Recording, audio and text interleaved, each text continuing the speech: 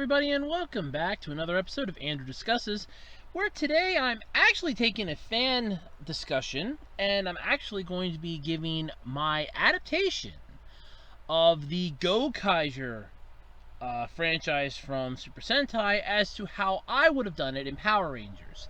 Now, the unique part, though, about this is that we've already had Gokaiger as an actual Power Rangers season.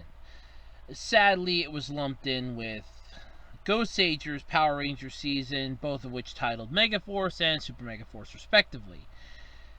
And I've already shared how much I hate that. That show just was a complete train wreck for the franchise. There's things that you can improve upon it, but dear God, that was a fucking train wreck of a fucking show. I'm just hurt to even know that exists, and being a fan of Power Rangers, more so hurt by the fact that I know for a fact that I've seen it. It hurts, it bothers me, it sickens me to my core. There's like a little bit of a gas belching up right there.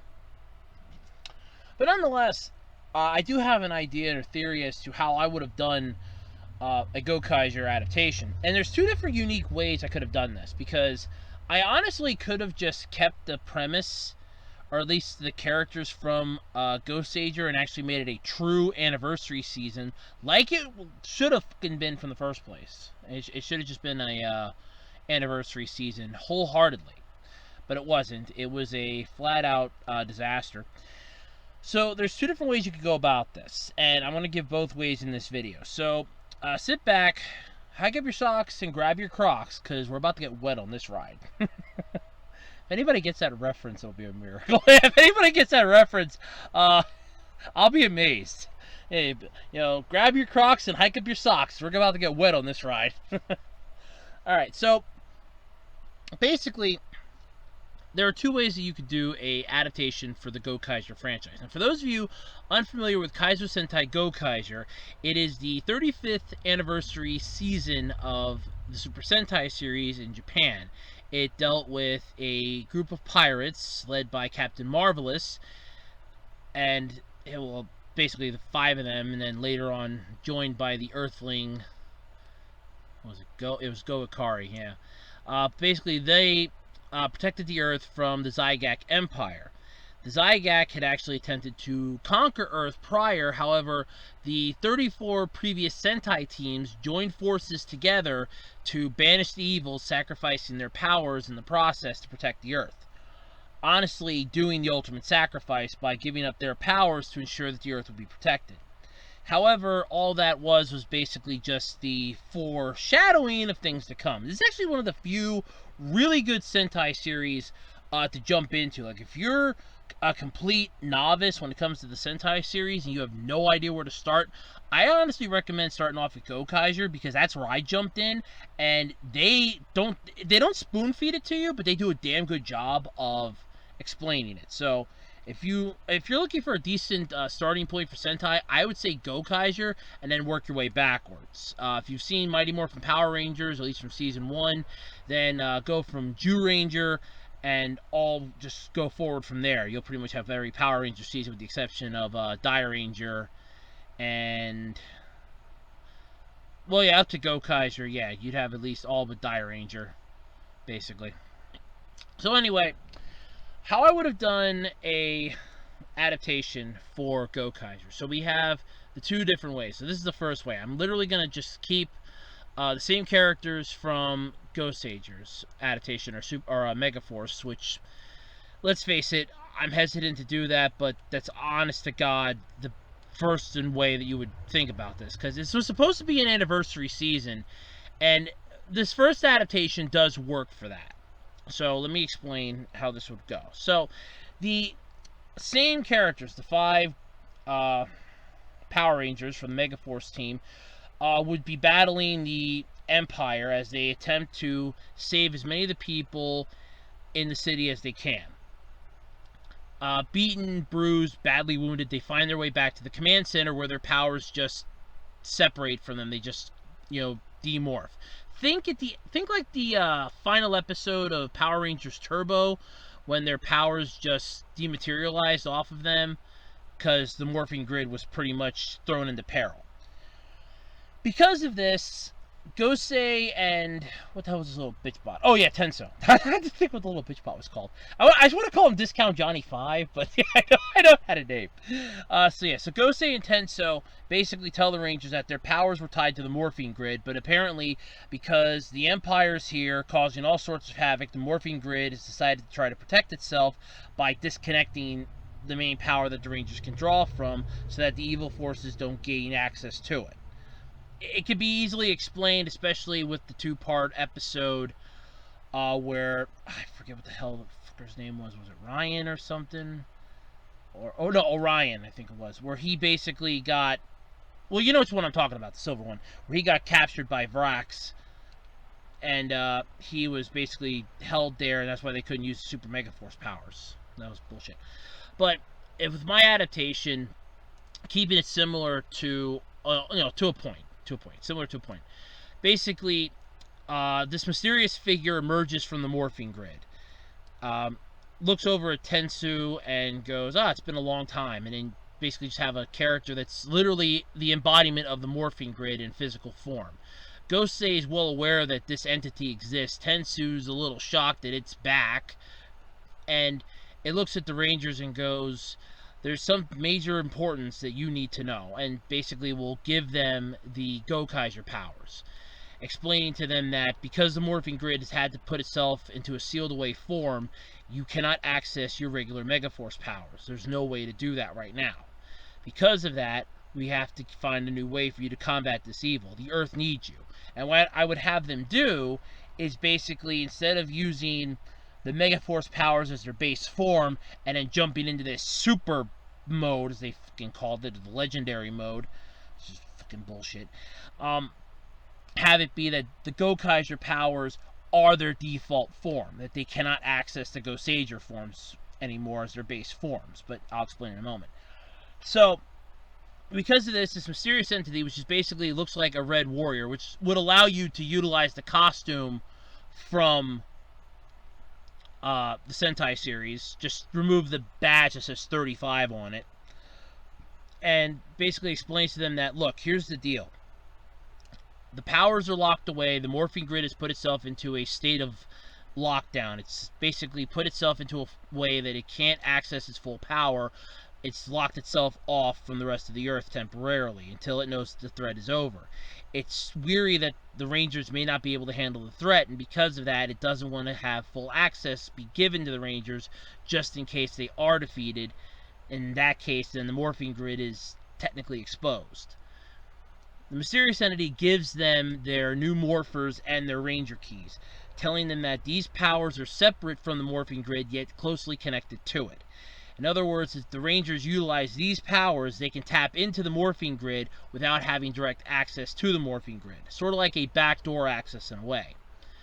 Gosei, shocked by this, all of a sudden, well, in my adaptation, will get told off by the, I want to say jackass, I want to say the mysterious figure will just tell Gosei off and go, well, we wouldn't have had this problem if you would have prepared better, but desperate times call for desperate measures. And then that's how the episode would start off.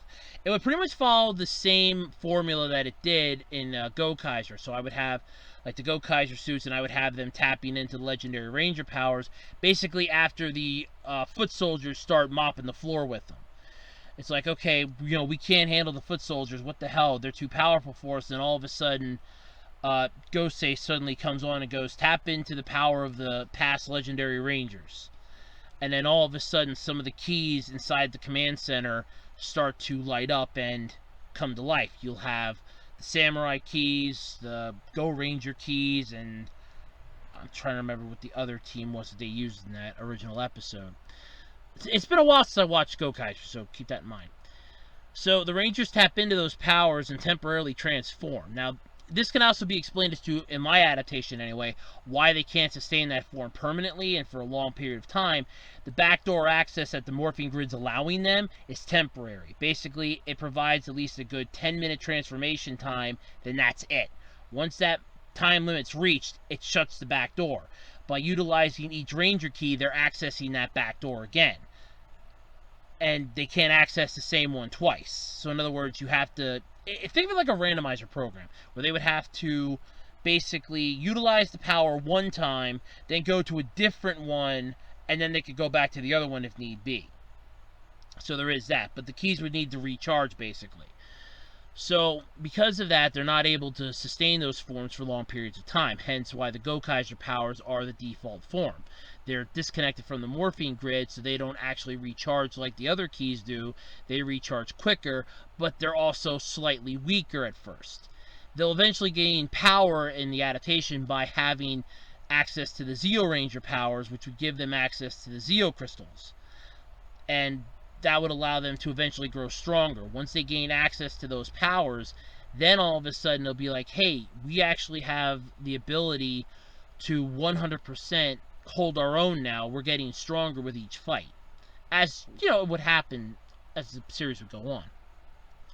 As far as the Megazords go, I would pretty much keep it the same. Just have it be that they would literally come from the morphine grid itself. It would create them and then connect them to the powers that the Rangers are using the same way that the Rangers are accessing their power. So basically, instead of having the ship and that be connected directly to the morphine grid, it's connected to the powers that the Rangers have. So the stronger they are, the stronger the Megazord is. The weaker they are, the weaker the Megazord is. So it's sort of a give and take scenario. Hence why then for the two-parter, I'll be able to really give it a good show. I would have pretty much most of the same battles happening in my adaptation, with a few exceptions of some of the past Rangers coming back, actually imparting wisdom onto these bastards, and then giving them the power after they've proven themselves like, look, okay, you can actually handle this. It's all yours. And then they give them access to their Ranger keys. So like the past Rangers, in the command center at the start of the episodes where the past Rangers would come in my adaptation, well, it's the first adaptation I have, they would gain access to the key. So in other words, the past Rangers would show up in the city, and all of a sudden the key would just vanish from the command center. They wouldn't have access to it anymore. And it would find its way to that Ranger and be like, oh, I remember this. And then they would be able to tap back into that power again because they were part of the power. It was connected to them. Now, how this would work for previous Rangers that had like two different sets of powers, just have it be the more dominant ones, whichever one they used last. Or you could literally give them access to both, and it could be a, well, we'll give them this one or this one, or just give them one of the powers and use one of the other team members for one of the other ones. So it's a give and take sort of deal. This would allow for a lot better stories, and I kind of would like it anyway. But yeah, in my adaptation, at least the first one, it's utilizing pretty much the same characters, but in this case, it's a totally different season, because the Rangers are given the power straight up. They have to use them as their default. It's not connected to the morphine grid. The Zords aren't connected to the morphine grid, but the powers allow a backdoor access to the morphine grid temporarily. As the season would go on, or the series would go on, I still think it's like Orion. Yeah, that's the guy's name, I swear. He would show up, and the same deal would kind of happen, only he would be a member of the actual, quote the devil, space police. Like, he's been trailing the Empire for a while now because their crimes are known throughout the universe. And he has access to the powers of the Silver Ranger because the being in the morphine grid, met him when he landed on Earth and looked at him and said, you have a great potential to be a very powerful warrior. The others could use your help, and then hands him the morpher for the Silver Ranger. So it's like cut out the whole bullshit of him finding it on his planet in a rock in a mine. So screw that crap. So that's like my adaptation of it anyway. So because of that, the Rangers then have access to the other half of the power of the keys, basically, so the other set of powers. The Zord in that would come from the future, basically the same way that it is in Gokaiger. I always like that with Q-Rex coming literally from the future. It's it's basically summoned back. It's from the future. Instead of it being from Time Force, it's from a future where the Galactic Police and Time Force have merged forces, and that's why they're able to send it into the past, which would be really cool. So now we're getting into the really only good episode of the series, in my honest opinion, and how I would adapt it for Power Rangers, going with, this version of my adaptation here as it is. Basically, the Vrock, or how the fuck you pronounced it. I would probably change the names too to begin with, but at least for the other ones. But Vrock basically hatches a plan, kidnaps the Silver Ranger, basically beating him into the ground and taking him away. He utilizes his power to restore himself back to normal, and then at the same time has access to that version of the morphine grid where the Rangers are accessing their powers, and cuts off their connection temporarily by siphoning all the power for himself. Think of it like an internet bandwidth sort of deal. If one person's taking a crap ton of it, then nobody else will have it. It'll be too weak for them to get anything. So the Rangers attempt to morph, only to find out that one of them was able to morph completely, while the others are barely able to hold their morph form for longer than 3 or 5 seconds. This leads them to think that something's going wrong with the morphine grid that they're attached to, and that there's an issue. They attempt to take on the villain or the monster, only to basically get defeated and, retreating back to the command center, where Gosei tells them that, I swear to God it was Orion, but I would definitely change the fucking name for starters. So Orion would end up being integral to the part where Gosei's like, well, here's the problem. Orion's basically gone. He's been captured. We don't know what to do. The mysterious figure would show back up again and go, with the loss of the 6th Ranger being captured by the enemy, this means that your powers are not able to be used at their full potential. The enemy has access to that version of the morphing grid that you're able to tap into. Then just like that, the Gokaiger keys would reactivate, allowing them access to their original Megaforce powers. And that's what they can use then for the episode, but the powers aren't at full strength, because the morphing grid is still not going to give them full access to it. Not in any way, shape, or form. So what will end up happening is that they'll have to fight it on their own. So they get a limited amount of time, but they're able to squeeze enough power out to summon their Zords for one fight, trying to stop, Vrax's evil plan, only for them to basically fail miserably. I would have Robo Knight not come the fuck back. Honest to fucking God here. I would not have him come back. And basically, or, no, you know what? No, I would have him come back, then he could finally explain this bullshit away. But I have Robo Knight there, basically save, I keep wanting to call him Tyzon, but it's not Operation Overdrive. Orion. I've changed the fucking names, beyond a doubt. Either way. So, saves Orion and basically gives him his powers as the Robo Knight key appears in his hand, realizing that he's being entrusted with the power to protect the Earth by the protector of the Earth itself. Revitalized, the Rangers' Gokaiger powers basically vanish as they leave the Megazord as it begins to disappear. Back on the ground, they transform back into their Gokaiger powers and go to town on the villain as it is. That would be the best part of it. But then leading up to the finale, though, like I said, how we're going with this, instead of having the Silver Ranger leave, my adaptation, at least going off of the first one here, would have him sticking around, whereas the planet's completely locked in. The enemies have just formed a massive, barrier around the planet. Nothing can get in and nothing can get out. The Rangers attempt to fight them off to the best of their ability, but are spanked down so hard it isn't funny. The villains literally give them an ultimatum: either surrender the Earth and all the powers that the Rangers have squandered, or they will destroy the Earth and all of its inhabitants. And they give them 24 hours to basically respond. Because in this version, instead of the bad guys just conquering the Earth for the hell of it, they're after the powers of the Rangers. They want the Ranger powers for their own.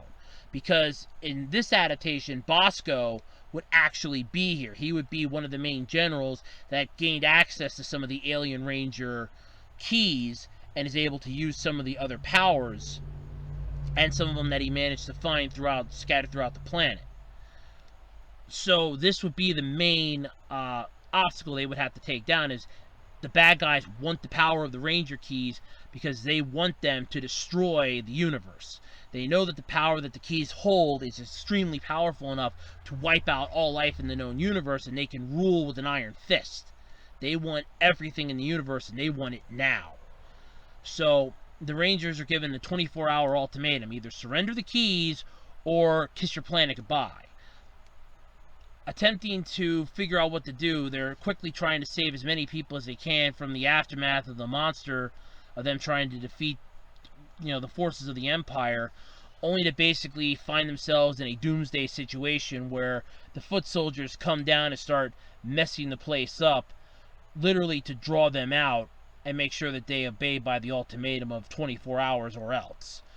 They basically round up all the humans, they keep the humans in pens, and it's basically, if the Rangers don't show up by the next morning, they're going to be destroyed. The Rangers show up, but not all of them, save for I'm actually going to keep it the way it was, with the Silver and the Red Ranger actually going up to the main ship and fighting their way in, bringing the ship down just on the outskirts of town, while the Rangers are left to deal with most of the other foot soldiers. Only to, just as the foot soldiers are about to gain reinforcements that were beamed down prior to the Red and Silver Ranger heading up, the past Rangers that still had access to their powers show up to give them a hand, basically transforming. We get like one sweet action morphing sequence where all of a sudden it's, you have the past Rangers transforming and taking on the foot soldiers one at a time, with the other Rangers still there to help them, before one of them says, "Don't you have other things to do?" and head off and point to the direction of the crashed ship. Seeing that the Rangers will handle this, you guys have other pressing matters. Handling that, and I apologize for the beep, that was something I'm working on.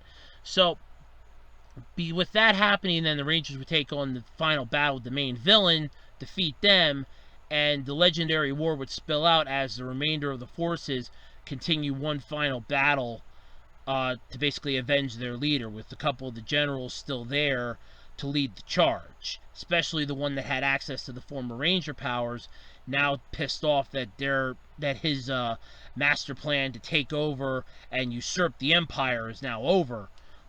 This can't happen, and leads the army in one final charge, figuring that if we're going down, I'm going to take them with us. Like, we're not losing this is going to end in a draw.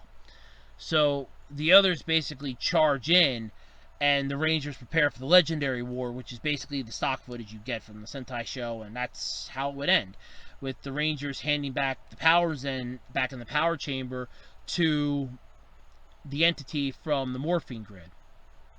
As the entity gains the powers back and sends it back into the grid, turns around, powers down, and reveals himself to be a past Ranger, completely in disguise, one that has agreed to become one with the morphine grid in order to help protect it for all eternity. You could just throw any of the Rangers in here if you want, or it could just be like an embodiment of that Ranger as one of the strongest Rangers in known history, so take your pick. And then disappears into the morphine grid to once again, keep it safe from the inside until the next set of Rangers are needed. And it just ends with them leaving the command center, heading back into the city, realizing that, for the first time ever, they can they can hold their heads up high because they were the Power Rangers. And that's how that adaptation would end. It actually sounds a lot better than the piece of shit we got, but that's just one of the two ideas that I have. So the other one's simple. Instead of it being the same characters, we get a whole new set of characters. Like, the invasion happens, all hell breaks loose, and it starts off literally the same way that Gokaiger did, with the past Rangers showing up, the Ghosts, the Megaforce Rangers are there, and they sacrifice their powers basically to help keep the planet safe, with a few of them agreeing to hold on to small remnants of their powers just in case something happens and comes back, that they could easily attempt to help as best they can. So the powers are completely gone, but not altogether gone. That's why the little power that they have left allows them to transform one more time should the need arise. Otherwise, they will give it up if need be. So how it would work is the Empire is on its way to Earth. It basically wants this planet, it wants it destroyed. It wants everything that it holds. Basically, I would say think like the pirates from the Lost Galaxy era, literally in the Lost Galaxy section of Lost Galaxy, and mix it with the Machine Empire in a way. They show up on Earth basically demanding that, they want to face the greatest champions that this planet has to prove its worth. Otherwise, it's time for the planet to go bye-bye, as they're part of a galactic collective that is hereby sent to destroy any planet or solar system that is no longer valuable to the universe as a whole. And they basically have a long trail of destruction in their wake. Close on their heels are the Galactic Force, the set of rangers that protect the entire galaxy. They're alien rangers in a way, but they come from different planets. Each one of them is unique in the way that they have expertise and knowledge that the others lack. The leader is extremely strong, charismatic, and has incredible speed, whereas the Blue Ranger is incredibly strong, but a little on the dim side. The Yellow Ranger is bright, bubbly, has a happy personality, but is quickly angered at the slightest upheaval. The Pink Ranger is the friendly one that's constantly trying to help the others keep balance, and the Green one is just the constant tinkerer, wanting to improve everything on the ship constantly, and the only reason why they joined the Galactic Patrol was to see the universe. They didn't think they would actually be on the front lines battling. They follow a couple straggler ships to Earth where they take the one out in midair in their badass spaceship, which would literally either be like they had in the series, or it just be a ship separate, and the other ones just kind of like come in as like little toys or something. I don't know which I would do. Probably the toy idea, because then you could sell more crap that way. But they take down the straggler ships, realizing that the fleet's obviously headed to Earth. So they head to Earth to try to figure out what's going on. They make it there just as the boss ship enters the orbit, realizing that there's another ship, a Galactic Patrol ship, coming. The boss ship tells everybody it's time to head down to the planet, make it ours. Start the invasion now. The Galactic Patrol beams down, notices that everything's going to hell in a handbasket, and immediately transforms into their, Gokaiger forms, which is their standard suits. You have, galactic, galactic red, galactic blue, galactic green, galactic yellow, and galactic pink. They are the Power Rangers Galactic Force, or Galaxy Force, I guess you could call them. And they basically mop the floor with the villains, accessing powers that the villains have no idea are possible, because all of a sudden their morphers start chiming and telling them that something's going on, and suddenly bright colorful orbs fall from the sky and land in their hands, being the Ranger keys. And they're like, I wonder what these are. Popping them into their morpher, they transform into the different Rangers for a brief amount of time, realizing that this is a massive power boost. These must be the champions of this planet that are sent, that were here to protect the place beforehand. So the Galactic Force then basically sets up shop there, realizing that the first battle was just the first wave, that there is way more to this empire than just these crony weaklings that they've been fighting so far.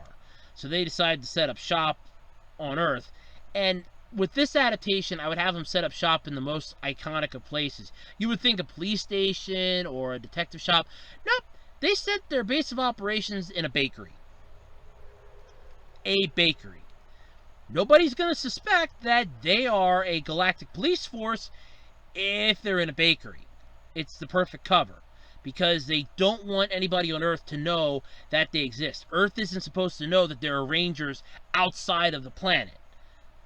This planet is supposed to have planetary Rangers only, not, the protection of the Galactic, Ranger Corps, or the Galactic Ranger Force. They're not supposed to have access to that yet.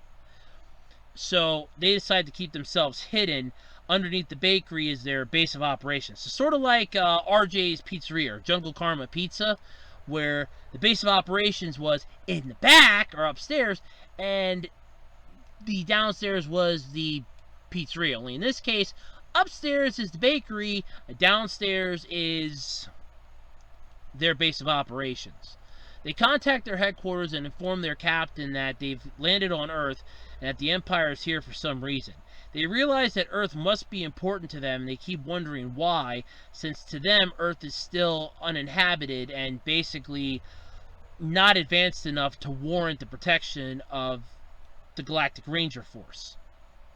But still, the captain tells them to stay there anyway, find out what's going on, and to repel the invasion of the Empire. They cannot allow them to have access to another planet. Meanwhile, unbeknownst to them, there is another Ranger fighting in space, a Lone Ranger, which would be the silver one, who continues fighting the Galactic Empire utilizing the powers of the other Ranger keys, basically the alien ones. That would basically be all the pre-Mighty Morphin Power Ranger ones. Utilizing most of their powers to his potential as he can, arrives on Earth and is shocked to find out that there are other Galactic Rangers here, thinking that he was the only one that ever set up shop on Earth. When they finally realize who he is, they inform the captain only to find out that that person doesn't exist. It isn't supposed to exist anymore, because it turns out that person's a fake. See, that Ranger is actually one of the members of the Empire. Well, the Empire's sworn enemy next to the Galactic Ranger Force. That being the Empire of B. Empire B, literally, Empire B, is hell-bent on taking everything in the galaxy for themselves. They want no witnesses. They want nothing.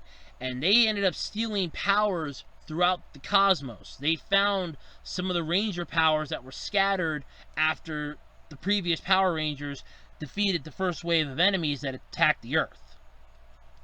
So now they're trying to figure out where this member of this Empire got this morpher at, only to realize that the Empire and Empire B have joined forces, since this person's literally the last member of Empire B. There was only ever one member to begin with, but they're the last member of the Empire.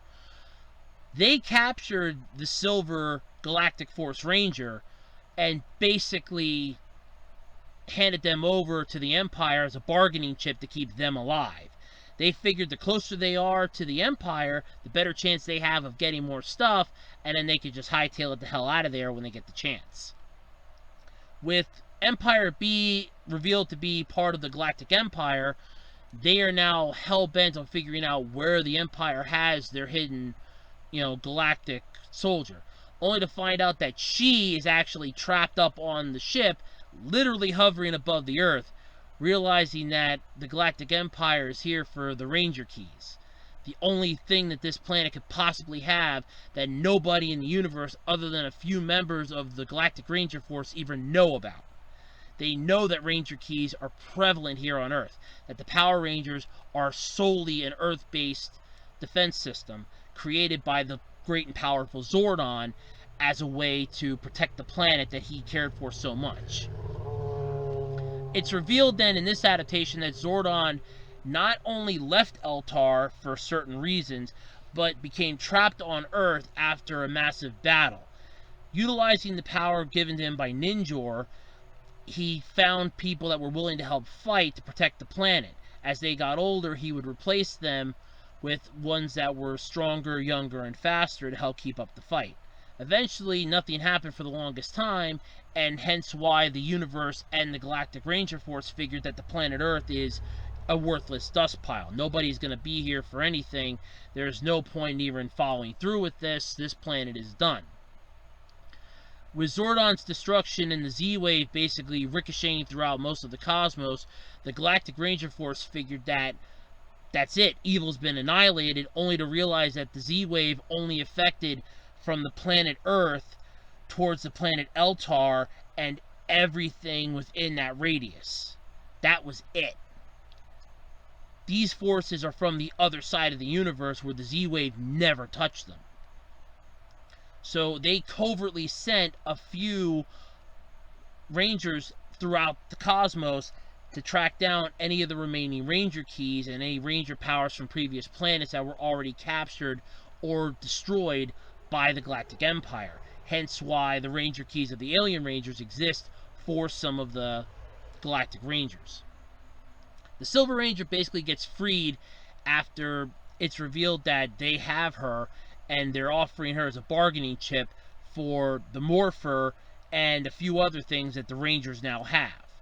The Rangers, realizing that they have no choice in the matter since a life is at stake and their first code is to protect all life in the universe that's good, they have to do what the bad guys want. They willingly give up the Morpher only to basically be double-crossed, but the Silver Ranger ends up escaping, joining forces with them, and bringing them completely up to speed as to what's going on, and informing the captain back at Galactic Ranger Central. Because of this, the other Rangers are unable to get help, as apparently not only has the Empire decided to finally 100% take down the Earth, as they now know it's extremely more valuable than the Galactic Ranger Force thought, but the entire universe is now at stake, since the Empire has decided that this entire area is now a massive foothold for a good chunk of the galaxy. With Zordon gone, the last champion basically destroyed, there's nobody left in this galaxy that can stop them. The Ranger Force will eventually fall to their knees, and they will have 100% control. This leads up to the penultimate battle, with the Galaxy Rangers taking on the Empire. But leading up to that and throughout the series, we get scenes from the other Rangers as they show up periodically. A couple of them will show up in the bakery and goof around with some of the regular Galaxy Rangers, or the Galactic Rangers, and some of them will literally just show up on the outskirts watching the fight, going, these guys don't know what they're doing. It's like they're novices to this. So some of them will help teach them and learn and help them gain experience and wisdom, giving them more power as they go along, realizing then that the powers of these other Rangers still exist on this planet. And it's revealed then by one of them that, yeah, the power still exists, but we only get one shot to use them anymore. Once they're used up, and then they show them the temporary Ranger key that they have, it crumbles into dust. Goes, that's it. Once the power is used up, we either need to pass them on or stop being a Ranger forever. And that's the whole gist of it. So they pass on the powers to the Galactic Ranger Force, hoping that they can basically take everything on for themselves. Everything leads up to, like I said, the massive finale, where not only has the entire Ranger Force that's been spread out throughout the galaxy been simultaneously defeated, main Ranger headquarters on, I'm going to say, one of the KO planets, like KO 35 or something like that, I don't have an actual planet name off the top of my head, has basically been overrun by the enemies, and the captain sends out one last distress signal, urging the Rangers to stay on Earth, telling them that this is the final planet. If the Empire gets their hands on it, the entire universe is doomed. No matter what happens, you cannot leave the planet. Do not return. We are done. Stay there. Take them on as best as you can. Do whatever you can to survive. Then they give their salutes, basically like Rangers forever, and then the transmission cuts off. The Silver Ranger decides to head off to try to help as best they can, realizing that she has the fastest ship and is able to get there. Her ship, the Q-Rex, basically is just that. It's the dinosaur. It can travel through space as it was technically built by a future member of Time Force. Somebody that would actually go on to be Time Force. They sent back what was the location of it after they ran into Wes and Jen. They show up, and all of a sudden it's like, oh, this is really cool. And Wes kind of hands them something, going, I think this might help you more than you know. And as they walk away, they look down and realize it's a map. The map leads them to where the Q-Rex is hidden. Well, Q-Rex Beta. It's not the actual Q-Rex. It's the beta version that they had made prior to the Time Force technology.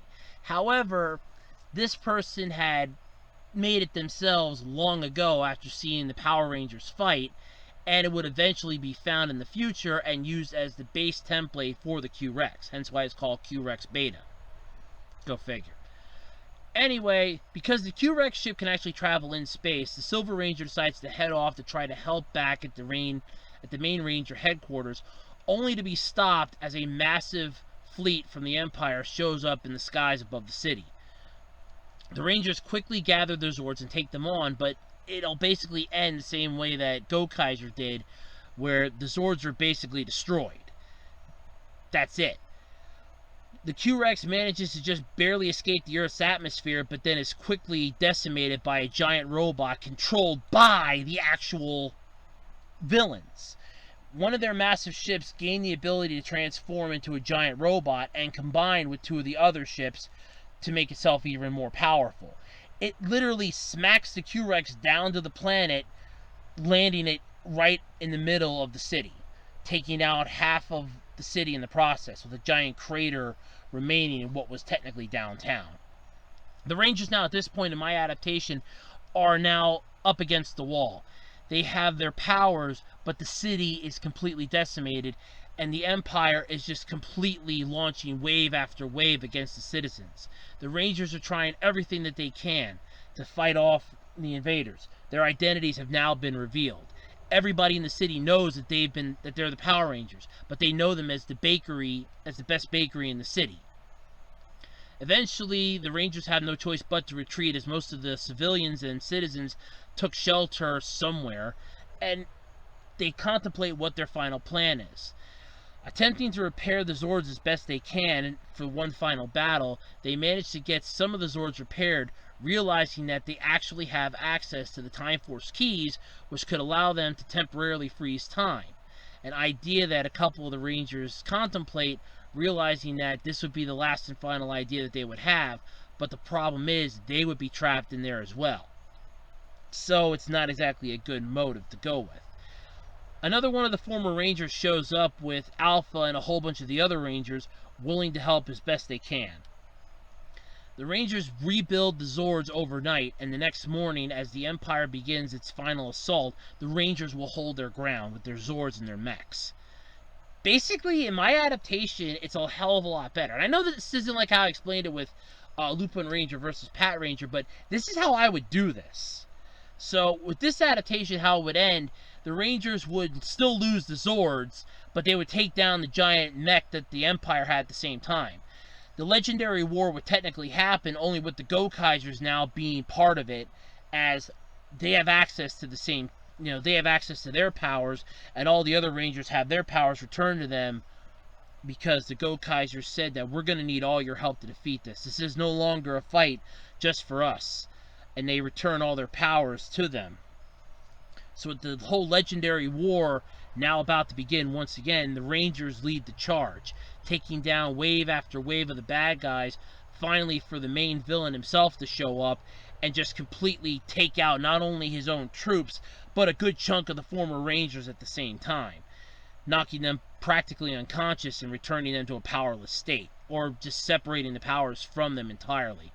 The Rangers then take on the baddie for one last battle, basically culminating with the same scenes from Super Mega Force, but a lot better. I would actually just say it's most of the Gokaiger series final battle.